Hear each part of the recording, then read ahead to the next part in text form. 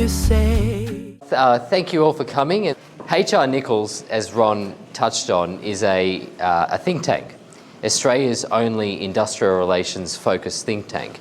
And it was established in 1986. In fact, the 30th of September is our 40th anniversary of the first conference.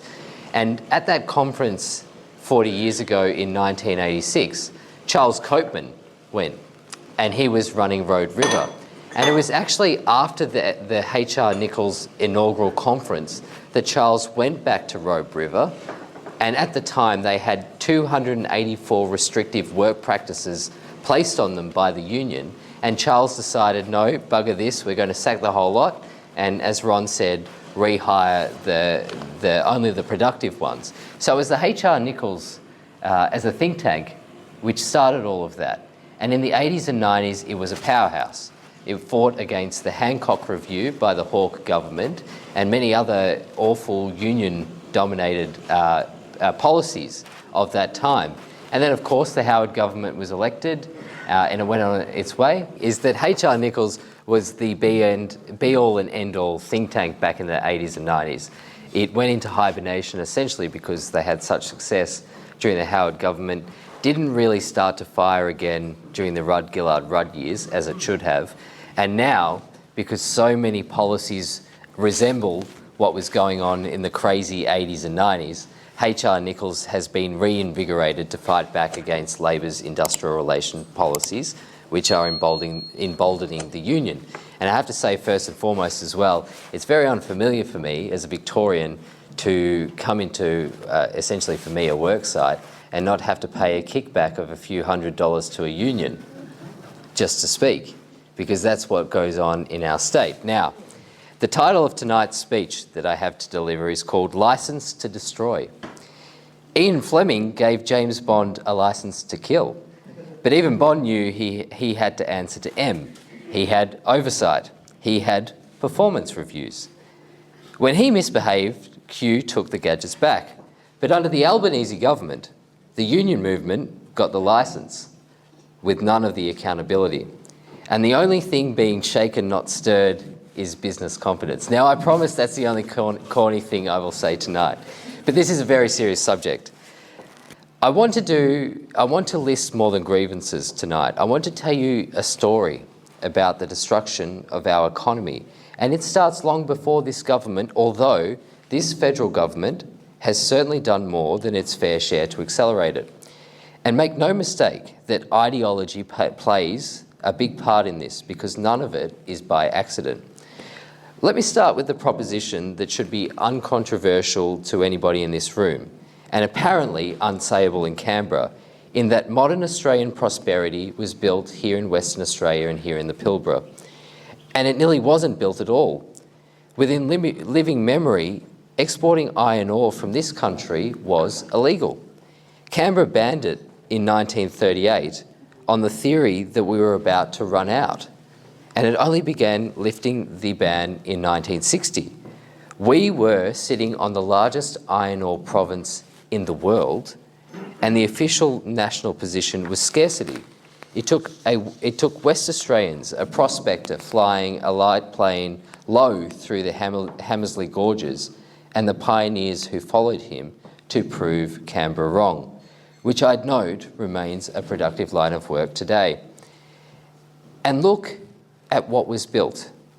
A region with no towns, no rails, no port became the most productive mining province on the planet.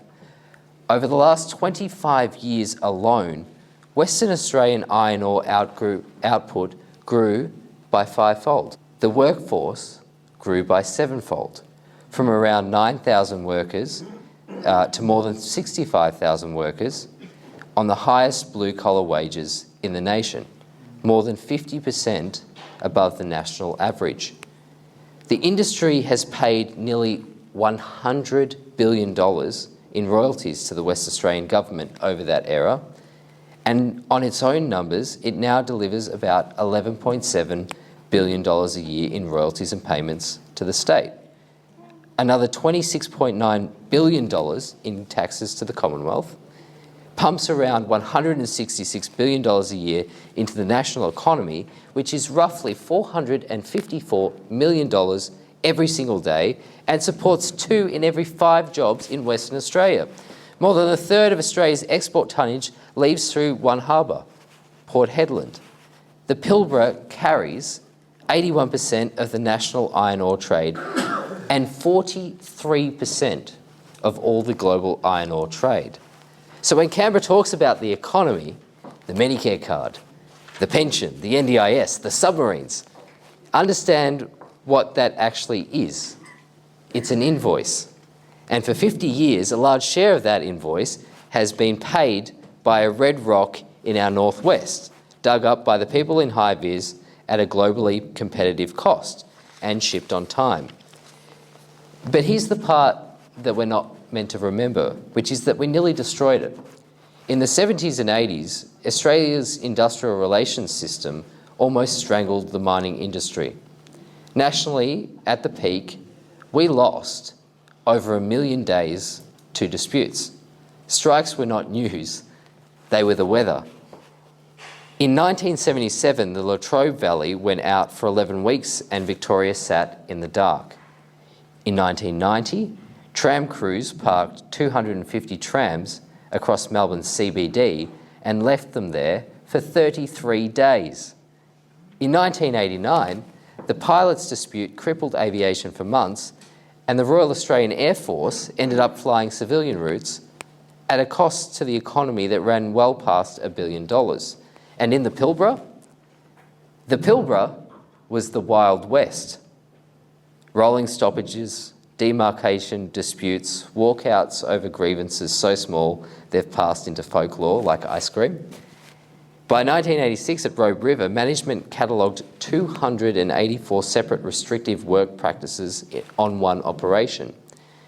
It took a company willing to sack its entire workforce in a single afternoon just to reclaim the right to manage its own mine. And when the dust settled, productivity doubled, at least.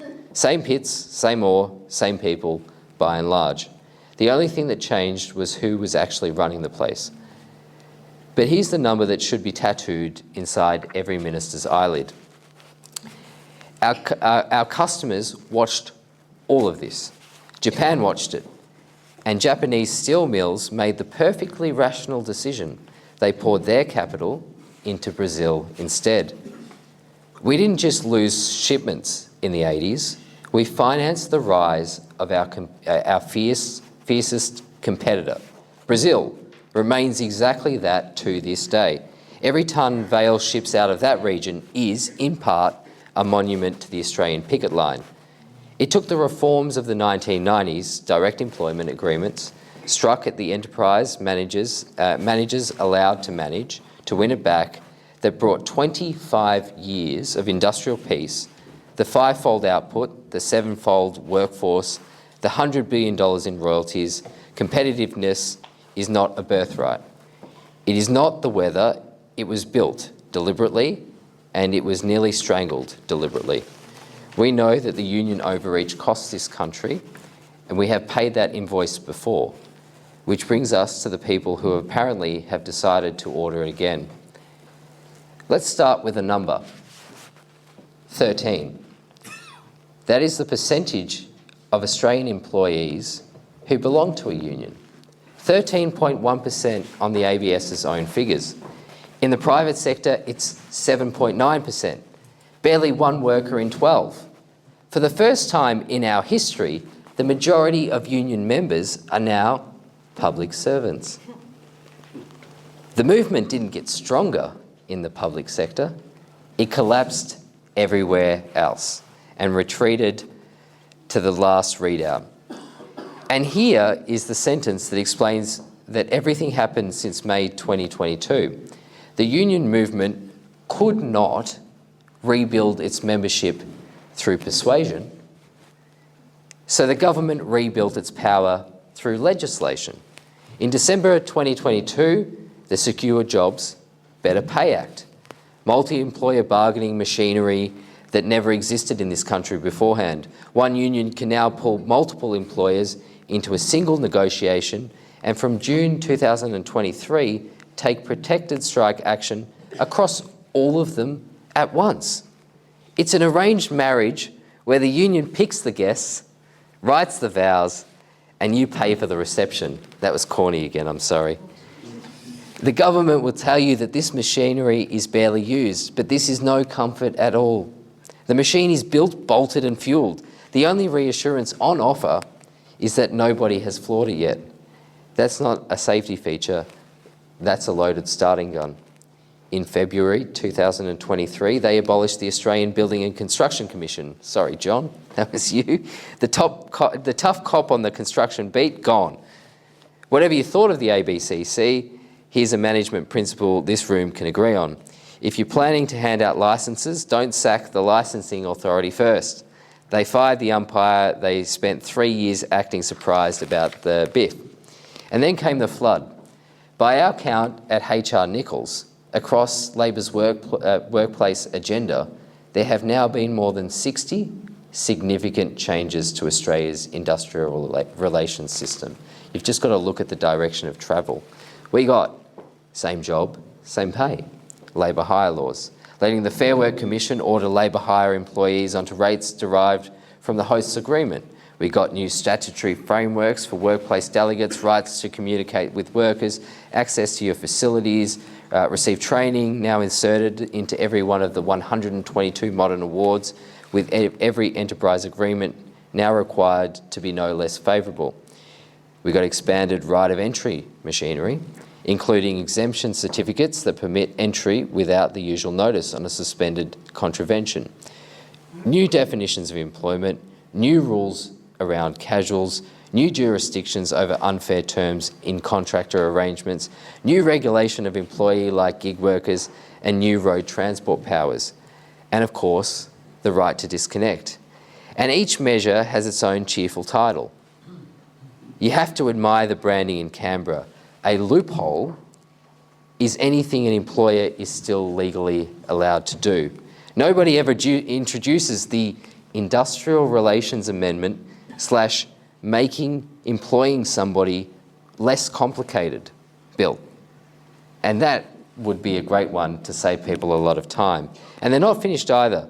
This year's instalment, the Building Cooperative Workplaces Act, another well-titled act, lets the Commonwealth preference companies with union-backed agreements when awarding contracts. We've seen the Victorian preview of that. The Age found the deals between the CFMEU and Allan Labor government coincided with demands driving infrastructure costs up by as much as 22%. Apply that across the Commonwealth's $120 billion infrastructure pipeline, and you're starting at roughly $26 billion in extra costs for the same roads, the same rail, the same hospitals, just with a union logo on the lanyard. But here is the important point. Legislation changes behaviour. You cannot spend 4 years telling unions, here are more bargaining rights, here are more organising rights, here are more avenues for industrial action, here is more access to workplaces, here are more opportunities to drag multiple employers into bargaining, and then express surprise when the unions start to use them. The legislation is not sitting in a glass cabinet in Canberra, it's changing the balance of power in Australian workplaces all over. And the disputes data makes us all pay attention.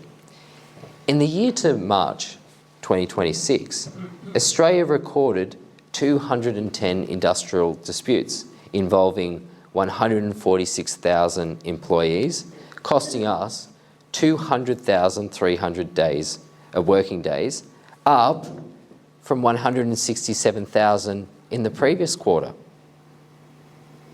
2 years ago, the equivalent figure was 108,000. It's nearly doubled in 2 years, tripled from the 2023 trough. And the March quarter ran at more than triple the same quarter the year before. Like for like, no seasonality excuse. This is not a flat line with a wobble. It's a trend, steep, broad and accelerating. entirely on this government's watch, because there's always a bill, and it started arriving. And it lands on an economy, the Australian economy, with no buffer left. Labor productivity sits exactly where it was in 2018. 6 years, zero growth. Real GDP per person went backwards for 7 straight quarters. 14,722 companies entered external administration last financial year, the most in a quarter of a century. You don't strengthen an economy by making it riskier and costlier to employ people in the only part that turns a profit. Then act surprised when it stops hiring. Then there's same job, same pay. In July last year, the Fair Work Commission handed down orders over BHP's Queensland coal operations with a price tag that the company puts at $1.3 billion. Not one new job, $1.3 billion for standing still. And then 3 weeks ago, the warning that stopped being history. On the 16th of July, workers walked off at Port Hedland. The first strike at that port since 2000. The first industrial action across the iron ore sector since 2008. Plenty of movements are reviving the year 2000 at the moment. Rectangular sunglasses, chunky platform shoes, and Nokia ringtones. The union movement looked at that nostalgia menu and chose the Pilbara strike, although I think they've always been partial to the rectangular sunglasses and the chunky shoes. And then they liked it so much, they did it again, a 2-day stoppage just last weekend. Remember what this port is. A third of everything in this country sells to the world. 81% of the national iron ore trade. BHP puts a stop every day at $120 million cost and nearly $7 million a day in royalties lost to Western Australians. That's not BHP's money walking out the door, that's yours. That's hospital beds, that's classrooms. That's a fifth of the state's entire revenue the royalties provide. And who exactly is holding the ransom note? 3 years ago, the Electrical Trades Union had fewer than 20 members. They could all fit in a minibus across the entire Pilbara iron ore operations, just 20. Today, roughly 100 at Port Hedland, with about the same from the Manufacturers Union, can shut the world's biggest bulk export port, and here's the thing, nothing about the work changed. Nothing about the conditions changed. Nothing about the pay changed. What changed is the law. Canberra engineered this muscle. The unions are simply flexing it on the most valuable target they can find. So here's the question that should keep you up at night. Why would a government do this to an economy already flat on its back? And the honest answer is the uncomfortable one. This is not a series of policy mistakes. It's a worldview faithfully applied. The government believes this sincerely, that prosperity is created by committee and distributed by decree, that the economy is a public sector with a private annex attached for tax purposes. Don't take my word for it, take the numbers. In 2024, the Australian Industry Group said that around 8 in every 10 jobs in this country were funded by the government. The private market sector produced barely 99,000 jobs of nearly 500,000 created. The federal public service has grown by about 44,000 people since 2022 to a record 217,000, the biggest hiring spree in Canberra's history. At the exact moment that the 14,000 businesses go under. They are growing the part of the economy that spends the money and strangling the part that earns it. And remember, the majority of union members are now public servants. What a coincidence. The union movement and the government haven't just aligned, they're functionally merged into a single nationwide HR department with a compliance arm and a grievous hotline. So let me land this where it began. This story was built by people who were told it couldn't be done, in a place Canberra had literally made it illegal to develop. Then came the blackouts, the capital sailing off to Brazil because a generation of politicians decided that union power mattered more than national competitiveness. We spent the 90s winning it back and 25 years collecting the dividend. The highest wages in the nation, a workforce grown sevenfold, $100 billion in royalties, and the living standards of every Australian, every pensioner, every hospital bed, every submarine riding on it. The 1980s aren't coming back next year, but the smug certainty that they can't come back is exactly how a country sleepwalks into their lesser imitation, quarter by quarter rising. And the quarters are rising. The strike days have tripled, the claims are surging, the port has now stopped twice. Everything I described tonight is available again, on request from Canberra. Friends, James Bond's licence came with conditions. It could be revoked because the people who issued it understood something this government has forgotten. Power without accountability doesn't stay contained, it compounds. The Albanese government has issued a licence to destroy productivity, to destroy enterprise bargaining, to destroy the living standards that flow from them, and to destroy the industrial piece on which this state, more than any other, built the national prosperity. They are betting that the goose will keep laying no matter how hard they squeeze it. Western Australia has seen that bet before, and we know how, and you know how it ends. Our job, in every boardroom, in every industry association, at every barbecue, every submission, and every ballot box between now and the next election, is to do what M should have done years ago and revoke the licence. Thank you.